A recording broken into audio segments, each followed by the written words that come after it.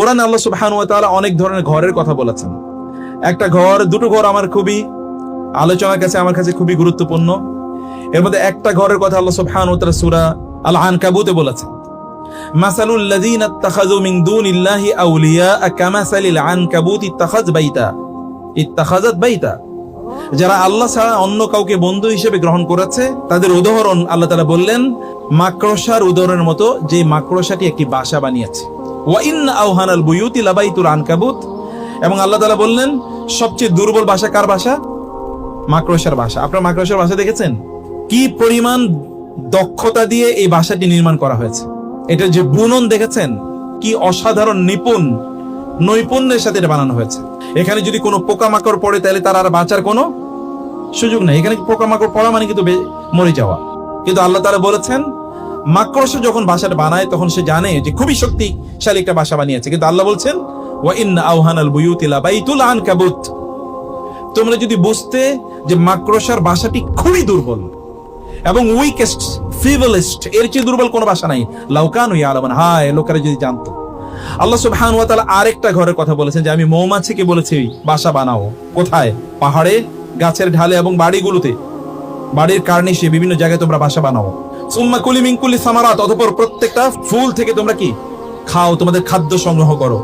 এবং ফাসলুকি সুবুলা রব্বিকি যুরুলা, এবং তোমার রব তোমাকে যে পথ দেখিয়েছেন বিনম্র চিত্তে সেই পথটি গ্রহণ করে তোমার বাসায় ফিরে যাও। এবং আল্লাহ তাআলা বললেন আমি তার মধ্যে, এই যে মৌমাছি যে বাসা বানিয়েছে, এই বাসায় গিয়ে সে এক ধরনের খাদ্য প্রিজার্ভ করে। সে খাদ্যের মধ্যে আমি কি রেখেছি? ফিহি শিফাউল লিন্নাস, মানুষের জন্য ওখানে কি আছে? শিফা আছে, কল্যাণ আছে। এই দুটো বাসার মধ্যে পার্থক্যটা কি? আপনি তো মাকড়সার বাসা দেখেন, মাকড়সাকে বলা হয় গ্লাডিয়েটরস, মানে সর্বভুক্ষ, এটা সব খেয়ে ফেলায়। মানে মাকড়সা বাসাটাই বানায়, এটা আসলে একটা কি ট্র্যাপ।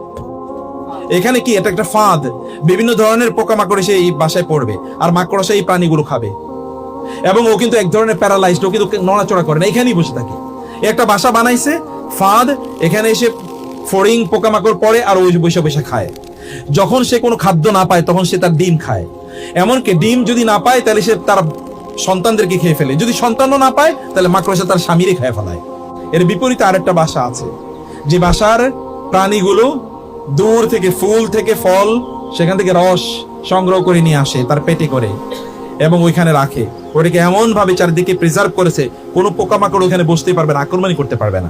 এবং এর ভিতরে কি রেখে দিয়েছে? এমন একটা জিনিস যেটা বিভিন্ন রঙের, মুখতালিফুন আলওয়ানুহু, তার রং বিভিন্ন ধরনের। এবং এইটা যখন আপনি পান করে কখনো লাল হয়, কখনো সাদা হয়, এরকম টাইপের, কখনো হলুদ বর্ণের হয়। এটার বিভিন্ন কালার হয় এবং এর মধ্যে আমাদের বিভিন্ন ধরনের রোগের ওষুধ আছে। এটাকে আল্লাহ সুবহানাহু বললেন এ কিন্তু আল্লাহর প্রতি প্রচন্ড আনুগত্য। ফাসলুকি সুবুলা রব্বিকি যুরুলা, তুমি বিনয়ের সাথে আনুগত্য করো আল্লাহ সুবহানাহু ওয়া তাআলা দেখানো পথে, পথের বাইরে তুমি যাবে না। এবং এই কারণে ও কিন্তু একা বসে থাকে না তার রুমে, তার এই ঘরে, ও কিন্তু ঝাঁকে ঝাঁকে বের হয়ে যায় এবং সে খাদ্য সংগ্রহ করে সবচেয়ে পবিত্র। রাসূল সাল্লাল্লাহু আলাইহি ওয়াসাল্লাম বলেছেন এই কারণে মুমিন হচ্ছে মৌমাছির মতো। মৌমাছি কি করে? খায় সর্বোত্তম জিনিস, প্রডিউস করে কি সর্বোত্তম জিনিস। দুটো পরিবার কিন্তু এখানে আছে প্রিয় ভাইরা বোনেরা। আমরা কোন পরিবার নির্মাণ করতে চাই? কোনটা? ঘর ভেতর থেকে শক্তিশালী হওয়া লাগে, ইন্টারনাল বন্ধনটা প্রচন্ড শক্তিশালী হওয়া লাগে। যদি ইন্টারনাল বন্ধন শক্তিশালী না হয়, ঘর থেকে আপনি প্রোডাকশন কি দিচ্ছেন? আপনার ঘর থেকে কি প্রডিউস হচ্ছে? আপনি কাকে ঘর থেকে উৎপাদন করছেন? সন্তানকে কিভাবে আমরা প্রতিপালন করব? আপনার ঘর থেকে বের হচ্ছে কারা? গ্ল্যাডিয়েটরস এখান থেকে। কারণ মাকড়সারও তো বাচ্চাগুলো বেঁচে যায় কিছু, এগুলো পরবর্তী তাদের প্রজন্ম দেখে খেয়ে ফেলে, অথবা তাদের ডিমগুলো তাদের নিজেদের প্রজন্মকে খেয়ে ফেলে। আমরা কি আমাদের প্রজন্মকে খেয়ে ফেলছি কিনা?